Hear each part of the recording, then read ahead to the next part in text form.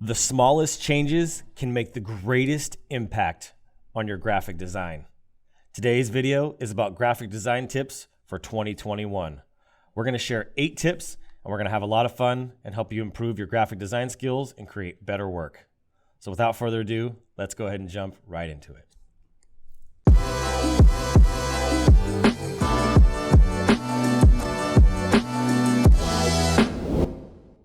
Hey guys, welcome back to another training video. Today's video is about graphic design tips.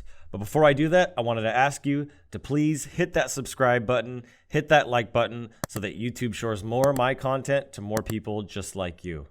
Very grateful that you guys are here. Today's video is about graphic design tips for 2021 and going forward. These are things that I've been doing for the entirety of my career and things that you should be doing and thinking about when you're doing a graphic design project.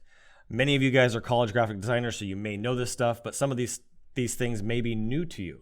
And so if they are, I want you to drop a comment. Let me know which ones are new and which ones did you already know. Just want to hear from you. I want to get to know you. Part of YouTube that I love is actually we get to build a design community. So sharing these tips is to help all of us get better. So today I'm going to share 8 tips that you need to have. That's not going to help just you get better, but it's going to help the graphic design industry as a whole. Because the better work we create, the more clients are going to be satisfied, and the better it's going to make us look. And you're going to learn that here. That's what this channel is all about.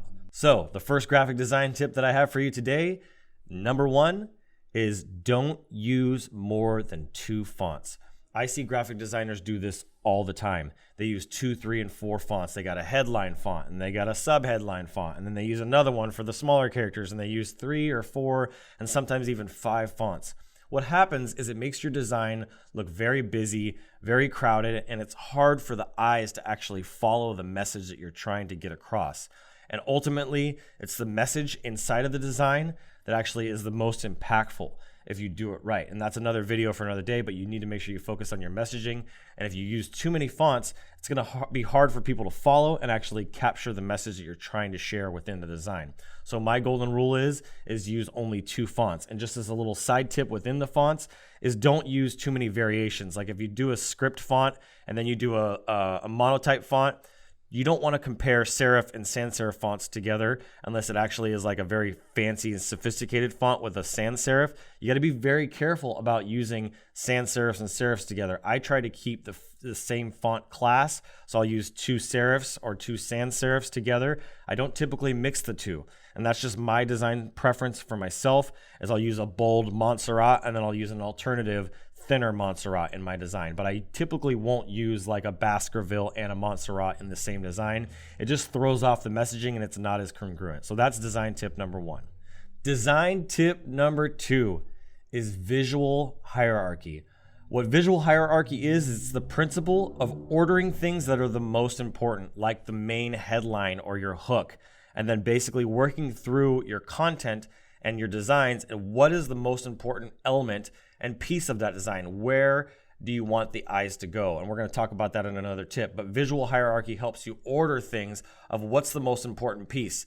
Like if you're doing an event somewhere, you want to highlight the date of the event, the title of the event, and what the main theme or what the main hook for that event is. So visual hierarchy is a very important piece of design. I see a lot of designers just do everything the same size. They make everything the same color. They don't highlight anything in their design, so it just looks bland and it's not really easy to follow. So I want you to lay out the visual hierarchy of your designs so that you order it and strategically place things so that the messaging comes across clear and concise. Like what is the most important part? If you want them to remember the name of your event and the date of your event, putting those 2 things together and making the nice big bold title of the event and making the actual date right under it. So making sure that you're strategically ordering things is really, really important when it comes to visual hierarchy. And design tip number 3 is using the right colors. There are amazing tools out there like Paladin, and even inside of Adobe Illustrator, there's the color guide where you can do the analogous and contrasting colors and monochromatic colors. You want to find the shades that scientifically match and pair well together. I've seen a lot of people use hot pink with like muted colors. You want to make sure that you're picking a good color palette in your design because it's just going to throw off the whole look of it and you're not going to get that visual impact that you really need and that you deserve. I use a lot of the analogous and monochromatic because I like to use shades within my design, but I make sure that the science of my colors actually matches up. So using a darker color with a lighter color. One of the common things that I do see is people using a dark, just like the ultimate rich black with like an ultimate rich purple or an ultimate rich green. That is really harsh on the eyes. It's better to use a little bit lighter of a black and a little bit lighter of a purple and matching those together, and they'll still contrast very well. But you want to make sure that you really got your colors together. Design tip number 4 is using more white space. I can personally attribute to this. When I first started my design career, you have all this information that the client wants inside of the design, and they want the dates and the times and the events and the details and every little detail on there. But you got to remind the client that it's the messaging that's most important. If you put too much verbiage in the design, it's going to overwhelm them and they're not going to be able to remember any of it. So keep it simple, create curiosity, pique the emotions, and capture their attention. You don't have to overdo the amount of information you put in there. And to do that, when you do less actual verbiage and content, you'll be able to use more white space.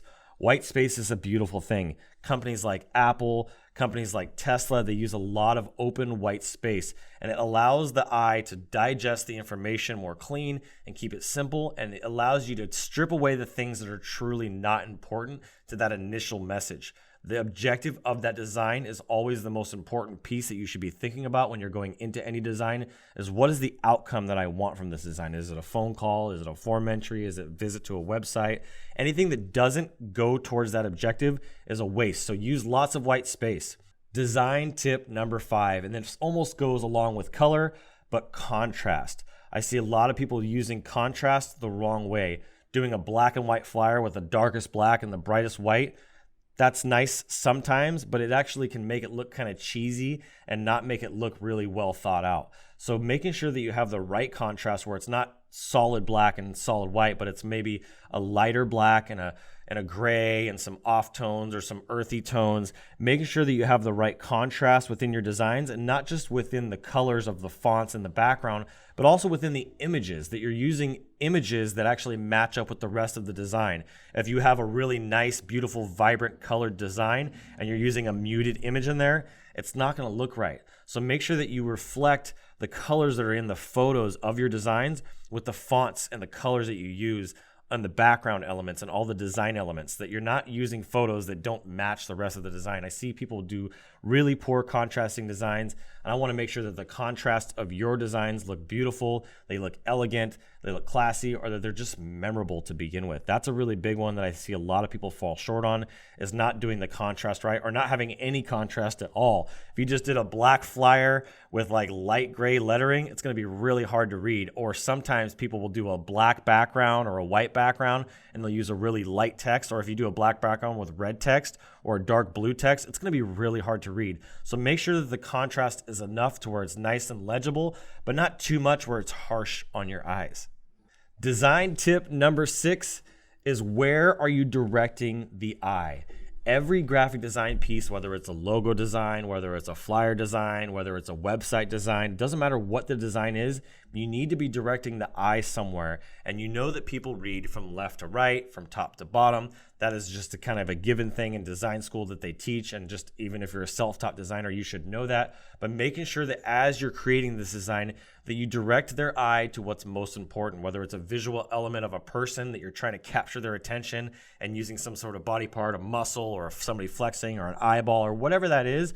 You want to direct your eye to the elements that are the most important. And then it also ties into that hierarchy again, is you need to make sure that you have a flow to that design.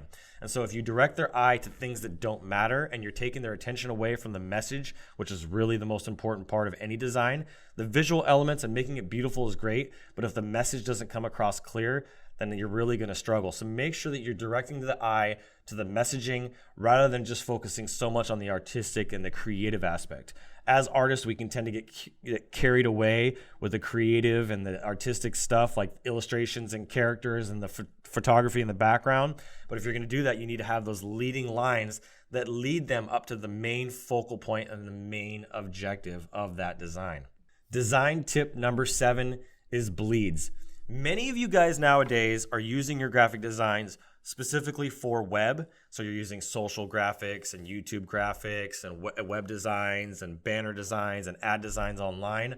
But it's also important to remember that these designs that you have can also be used in print, whether it's a postcard, a mailer, a t-shirt, a business card, a flyer, whatever you're doing offline. You need to be thinking about those things when you're doing your design, even when you're doing online, because it needs to be transferable in many, many cases. So I want to encourage you guys to use bleeds. And if you're not familiar with what bleeds are, there should be another video. I can make one in the next few weeks for you guys, specifically on bleeds. What should your bleeds be? This is one of the most common questions that I get emailed and asked. And this is one of the most common mistakes that I see is they put 1/8 of an inch of space between the text and the edge. What's going to happen is if you send that thing to print, it's actually going to cut off your text. So my general rule is I use about 1/4 of an inch of text, of white space, of border basically, and to the edge so that it doesn't get cut off. And then I add another 1/4 inch from that point to the actual text. So I give myself anywhere between 1/4 and 1/2 inch of space, sometimes 1/8 of an inch between the 1/4 inch and the actual text. So it's really important that you use bleeds in your designs because a lot of your stuff needs to get printed. And when you're printing, they need to have their stuff what's called full bleed. And if you don't want something to get cut off like text or a background element or a character or an illustration, you want to make sure you give yourself a bleed all the way around your design. And again, it kind of ties into that white space. The more white space you leave, the cleaner it's going to look, the more professional and the clearer your image is. And that leads me to design tip number 8, your message. I talked about that a couple times throughout this, but your message within your design is the most important. What is the objective of the design? Is it a phone call? Is it a form entry? Are you trying to generate leads? Are you just trying to raise awareness and brand the company? When you actually do these types of things and put your messaging first and then you build your designs around it, it comes out way more beautiful. So the design tip that I have for you is actually a content tip as well, because I want you to use your messaging as art. You can do really neat things with the messaging. You can split up text. You can cut the text. You can do all kinds of really cool stuff, but don't go too crazy to where it's no longer legible. You want to focus on making sure that the impact of the message, what the ultimate goal is the design revolves around that, not the other way around. You're not creating a design and then adding in the messaging. You're creating the messaging and then building your design around that. So the messaging of your design is very, very important. I've created a lot of videos around your messaging. I'm going to create more videos around your messaging. So I need you guys to like and subscribe to this video because these 8 tips are going to help you improve your graphic design skills significantly. And that's why I wanted to make this video today, because I'm seeing a lot of poor quality artwork from designers and I feel like they're missing these big 8 tips. So that's what I got for you guys today. Make sure you hit that subscribe button. Let me know which design tip that you like the most and which one that you use the most in your designs. So thank you guys so much for watching. My name is Adrian Boysel. I look forward to seeing you guys on the next video. And as always, keep looking up.